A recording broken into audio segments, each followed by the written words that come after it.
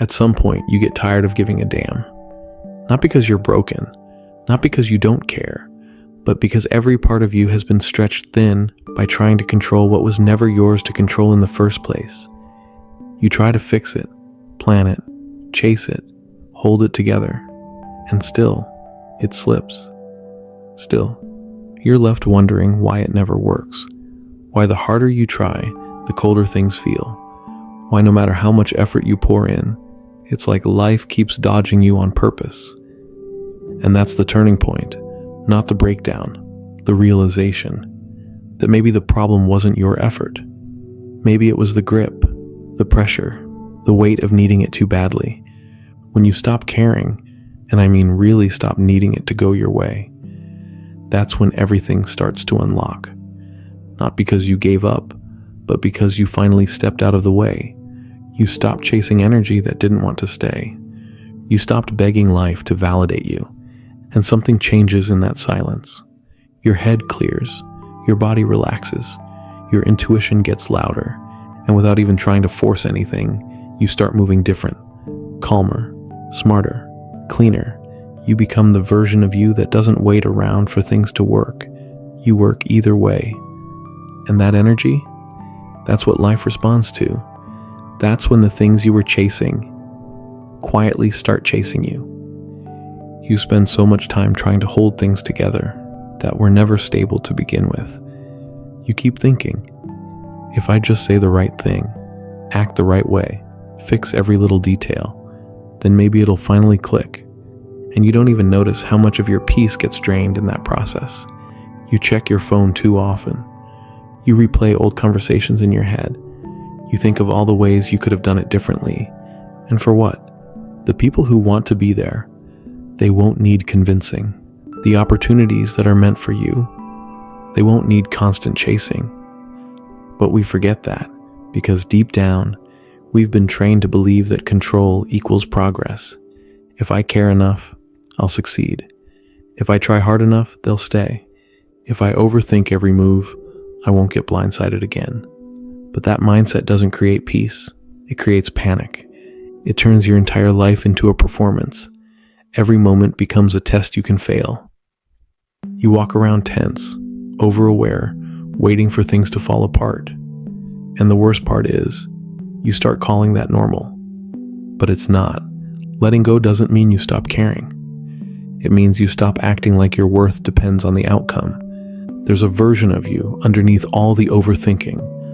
Someone who moves without fear. Someone who's not scared to let things fall away if they no longer fit. Someone who doesn't need constant reassurance because they've finally started trusting themselves. That's who you return to when you stop micromanaging life. And it's strange how quickly things begin to move the moment you stop watching them so closely. People feel the shift. They sense when your attention is no longer rooted in desperation, and suddenly they respect you more, not because you became cold, but because you became stable. When you detach, you stop leaking your energy into things that don't grow.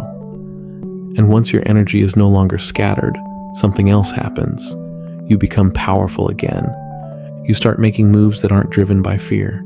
You start saying no without guilt. You stop explaining yourself to people who never deserved your explanation in the first place.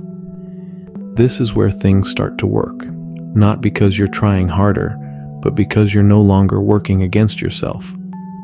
Most people don't realize how much they're owned by what they care about. You think you're making decisions, but most of the time, you're reacting. Reacting to who didn't text back, reacting to how long it's taking to get noticed, reacting to the silence, to the delay, to the way life isn't responding fast enough. You feel pulled, constantly.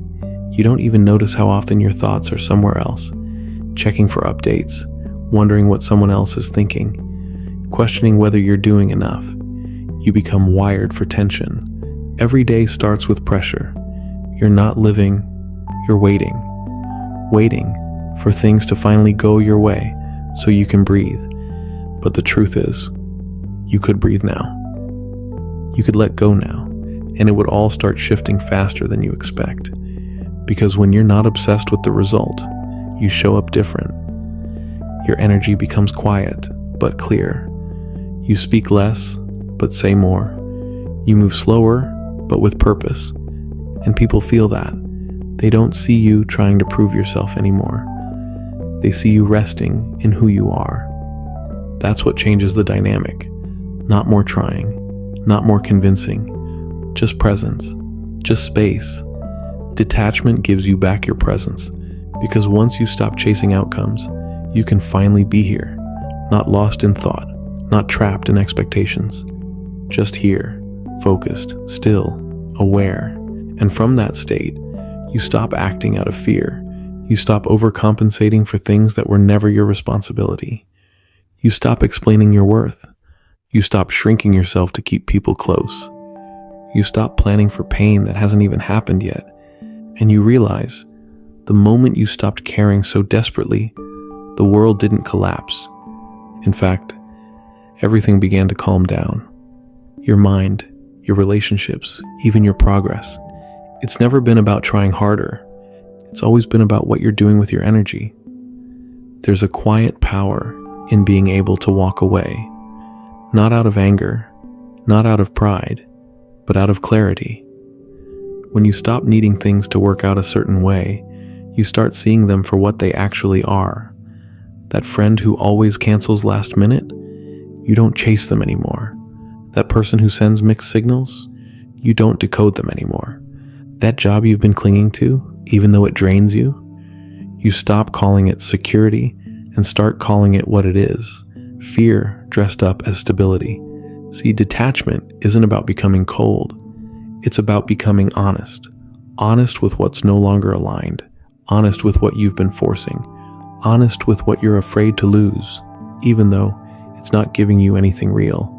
And the reason this is hard, the reason most people keep chasing, pleasing, over-explaining, is because we confuse urgency with importance. Just because it feels urgent doesn't mean it deserves your attention. Some things only feel urgent because your self-worth is tied to them. Because somewhere along the line, you decided that if you lose this, you lose a part of yourself. But that's the lie. You don't need to keep chasing love to prove you're lovable. You don't need constant progress to prove you're not falling behind. You don't need closure from someone who never gave you clarity when they had the chance. You just need presence. You need to show up as you are, for yourself first, and then let life unfold without trying to force the rhythm.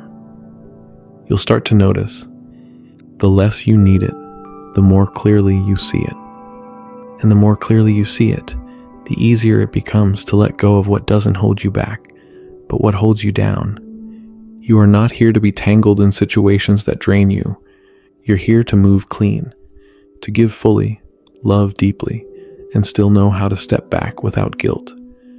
Because the one thing you always have control over, where your energy goes, we don't notice how much we've been trained to attach our peace to results. You feel okay when you're praised. You feel valuable when you're chosen. You feel motivated when things are going your way. But the moment something shifts, the moment a person pulls away or progress slows down, suddenly your whole mood crashes with it. You start thinking maybe you're doing something wrong. Maybe you're falling behind. Maybe you're not good enough after all. And that's exactly where most people spiral. Not because something bad happened, but because they were never emotionally detached from the outcome. It's easy to feel confident when life's clapping for you. But what about when no one's watching? What about when nothing's moving? What about when you've been doing the right things and still no reward? That's where detachment becomes everything. It gives you consistency. It gives you strength that doesn't shake every time the world ignores you. It helps you stop measuring your worth by external proof. Because real confidence doesn't scream. It doesn't beg to be seen. It's quiet, but undeniable. And it only shows up when you stop depending on everything outside of you to feel okay inside of you. You'll start realizing you don't need people to get you, to really know who you are. You don't need constant signs from the universe to trust your direction. You don't need perfect conditions to keep going. You just need to stop giving so much weight to things that don't truly see you. That's what detachment really is. Not withdrawal, but wisdom. Not disconnection, but discipline. You still care deeply. You still love fully, but you don't abandon yourself just to keep something temporary alive.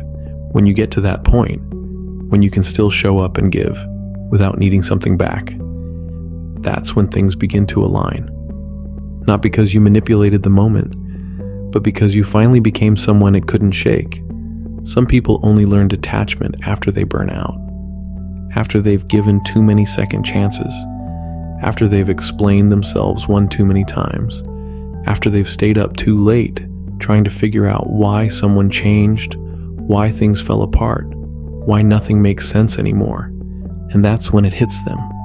Not all of life is meant to be understood. Not everything you want is meant to stay. And not everyone you care about is meant to care the same way in return. That realization doesn't come easy. It's not some motivational moment where you suddenly feel strong. It usually comes on a quiet day, the kind of day where your body feels tired, your mind is done talking, and your heart just sits there, still, but exhausted. And that's when you stop chasing, not out of bitterness, but because you finally accepted that peace is more important than answers. That letting go isn't a loss, it's the beginning of your comeback. You learn to stop explaining yourself. You learn to stop hoping people will meet you where you've already been waiting. You learn to stop giving so much energy to what drains you just because you're afraid of starting over. Because truthfully, starting over doesn't mean failure. It means clarity. It means you're no longer available for confusion, no longer tied to what's inconsistent, no longer apologizing for your boundaries. And when you start choosing peace over being understood or liked or chosen, your life changes. Not overnight, but gradually. The silence doesn't scare you anymore. The delays don't break you. The distance doesn't hurt like it used to. You stop needing people to choose you because you've already chosen yourself. And once you get there, truly get there, everything starts moving different. Life bends for you, not because you begged it to, but because you finally stop bending for everything else. One of the most underrated forms of strength is restraint, not the kind that suppresses your truth or hides your emotions, but the kind that knows when to stop explaining, when to stop over-delivering, when to stop showing up for someone who keeps walking away. There's a quiet kind of self-respect in knowing you could send the message, but you don't. You could chase the opportunity, but you let it pass. You could beg for clarity, but instead, you sit with the discomfort and you let it teach you. That's the kind of emotional maturity nobody claps for. There's no applause when you choose to stay calm, no trophy for pulling back instead of overreacting. But that's where real alignment starts, because caring too much often makes you forget what you're actually carrying. You start walking around with everyone else's weight on your back, their moods, their inconsistencies, their expectations, their silence. And over time, it becomes normal to shrink yourself just to avoid being too much. You censor your feelings. You lower your standards. You stop asking for what you need just to keep the peace. But detachment reminds you, you don't have to stay small just to keep something. You don't have to carry what was never yours in the first place. And you sure as hell don't have to break yourself down just to be understood by people committed to misunderstanding you. When you learn to detach, you stop arguing with reality. You stop trying to drag things back to life that have already died. You stop trying to make temporary people give you permanent answers.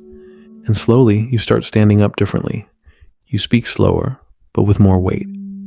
You do less, but it holds more meaning. You stop rushing. You stop begging.